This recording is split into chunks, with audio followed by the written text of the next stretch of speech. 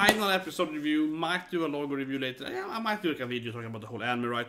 Obviously one of the best anime this season. I will say these things first away, right, though. I mean, it's like, nice, is that way, right? But it also is very much, I guess it's true, though. But I mean, come on. It's a little irritating that she didn't get fired. Not because I'm some kind of, you know, whatever. I don't get into politics, but you know what I mean. I wanna hit the buzzwords here. But basically, it does feel a little funky that I think we all, in reality, it's quite common, unfortunately, right? If you have a lot of, like, I would say similar, okay, fine, similar situations, right, with a female teacher, and they obviously get way less Yale time, if even Yale time, right, compared to if it was a male teacher. And I do think this actually is realistic, unfortunately, but I have to say that, though, here's a review part, right, and the reaction part, is a little silly how, I think it's one thing that I actually would say is a plot hole-ish, if I had to be a little nitpick on the legality of it.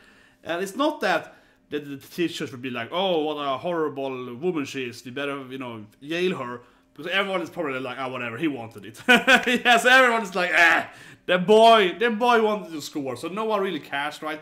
And that's kind of how it is. And also, of course, it's very, very true, though.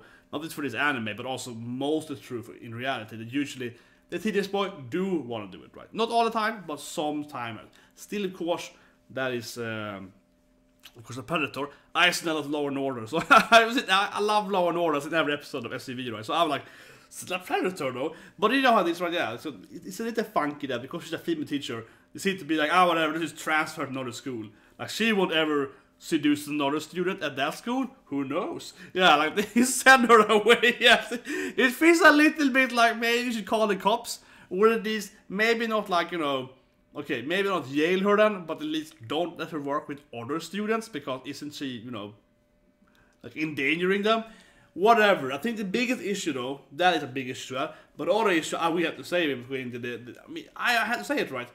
Because it takes me out of the show a little bit. I love the show. I love that she they catch them, right? Because they actually did it for once. Again, the best part of the anime is they have sex, right? Episode 1, he has sex. Episode 11, he has sex. Episode 12, I guess he has sex with sister again. I mean, I think it's great that they actually do it, right?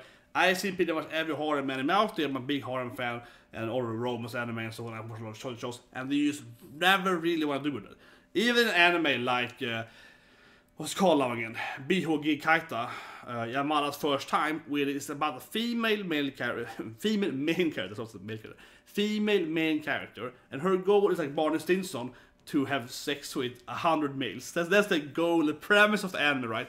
And she keeps like trying to get some action, and she keeps failing. That's a very good anime. But even in that anime, where we're following a female main character that keeps trying to have sex all the time, she's still not getting any. Yeah, like, right? That is typical as an anime.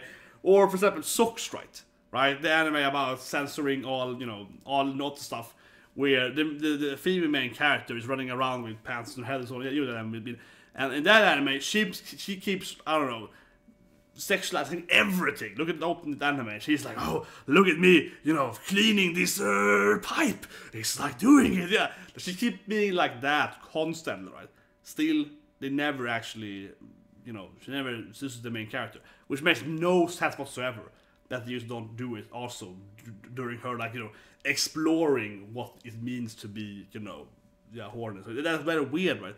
This anime instead is straight up like, you know, typical hentai plot without the actual scenes, right? And you just do it right away. Episode 1, I love that. And again, then, I love that she gets captured for they find out, and she has to be fired from that school at least, and transferred whatever.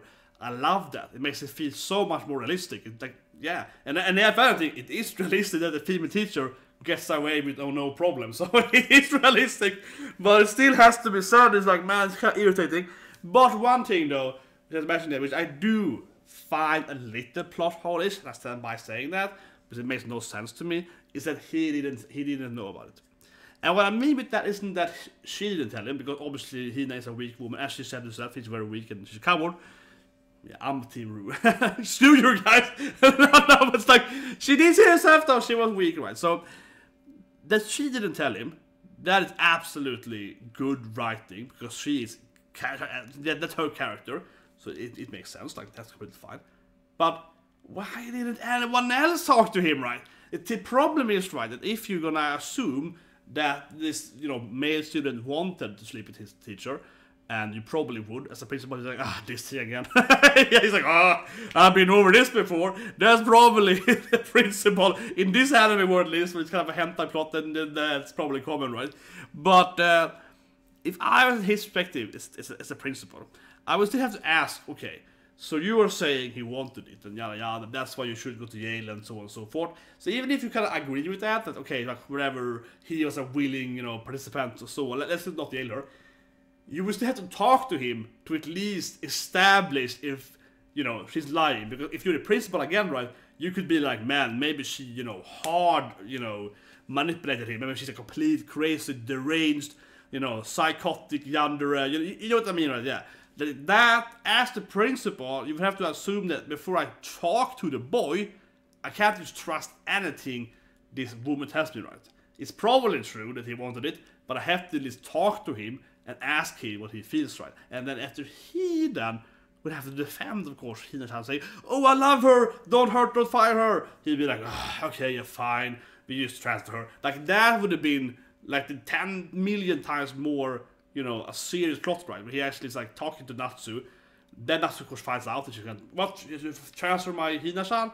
And he's like, blah, blah, blah. And he's like, okay, fine, don't fire her, and so on, right? Like, don't call the cops, right? Yeah, that would have been what I expected here. It's kind of silly that the principal ordered other teachers didn't talk to him, right? And of course, also the art guy also didn't talk to him. Yeah, they all know he did his. They had this encounter, and yeah, there's a short scene there where the other female teacher stares at him a little bit, and like for example, why didn't she talk to him with that scene? Like, wouldn't she be like, "Are you okay? Did she, take advantage of you?" Right? No one asks him that, and it's kind of told as, "Oh, they didn't ask him because he wanted to, or she wanted to not break his heart or whatever, some reason." Also makes it worse for him, right? So yeah, also bad in that sense.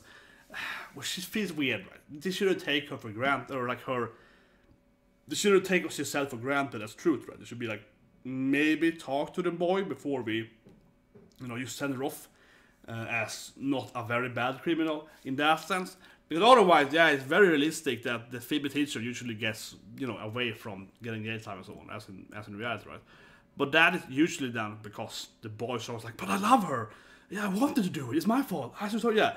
You know what I mean, right? So I think that is silly. That is me is silly. That plot line that he didn't know, that he didn't defend her. I think that also for me, I guess that also disappointed me honestly a little bit, because I expected some kind of spectacle where Natsu's gonna defend her, defend her honor right there, something like that as well. But he's gonna fight for her to not go to Yale or whatever. That in my opinion would have been a pretty good scene too. Could have been like the first 5 or so minutes of him fighting the principal. No, you're wrong. She's an amazing lady and yada yada. It's all my fault. I was the one who fought her, and yeah, like I think that would have been. I think that would have been great. And then later on, you have a scene where his friends like, she took all the blame. It's like, yeah, because you're never gonna blame the underage male student. Like, who would do that? Would the school go out and be like, yeah, we're gonna expel that boy because our teacher seduced him? Yeah, they can't freaking do that. So that was the silly thing. So I feel that whole legality bit did take me out of it. I think it was a good episode, especially the ending, the last 5 minutes here. But I mean, that legality, that takes me, a little bit out of the story, right? Because I feel like this is just so unrealistic that in that sense, I feel like it makes me detached, unfortunately. So it did rub me the wrong way. And also it just kind of makes me laugh there. It's like, yo, it's pretty comedic. It's so stupid, it's fun. Yeah, that's kind of how I take it. But anyway, if you go on, I think it was pretty good, especially the last thing with the wig thing. That was great. When Ruby's like, oh, whatever. That was great. Break his heart, girl. And I was like, I will not give up. You're mine now. I love that. I always love that she always keeps fighting, right? And at the end of the thing, she kept giving him food, helping him writing, right? So on. She's always there for him, right? When he is weak and runs away, Ruby's always there to be by his side, the true waifu. No, but I think so. I'm not obviously being biased a little bit, but I think that she is. If you go from it as who would you marry? I don't know, half the chat's gonna be like, Hina-san, for Team Hina. But Hina is the woman that lies to you, waits for 3 months, right, to tell you what's happening, and then it runs away from you. The Ru is the one that's the woman standing next to you, always by your side, right? She's the one you want to marry. That woman. The second woman, yeah. She's the one that is willingly. And then after she's like, oh, you said my sister? Whatever, do me now instead as well. She's like, yeah, that's the one. That's the woman who's like, she did on me, I don't care. Yeah, that's kind of her, right? Like, yeah, way better wife. Way better wife.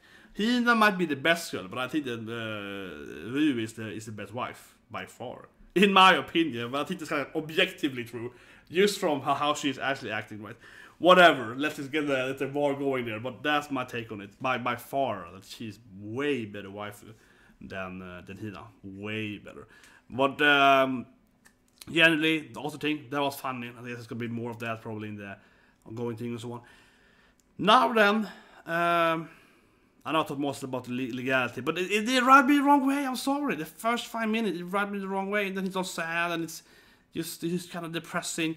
It's kind of like true, I guess, how that kind of sadness, depression, kind of brings out his artistic style. And there's a lot of people like that, as he quoted there. It's very famous. I guess it's true. And as his teacher, he's really grown now as a man, I guess. So that's somewhat true. All that was good. Yeah, it was good. But I would have, I don't know. I felt like he didn't learn so much as a character. He was like he grew as an author, but I don't know how much he grew as a character until the end there. So I felt it was a little weird in that sense. But whatever. I am probably personally gonna read a manga. Probably gonna live react to that eventually. We will see. I will figure out first if there's season 2.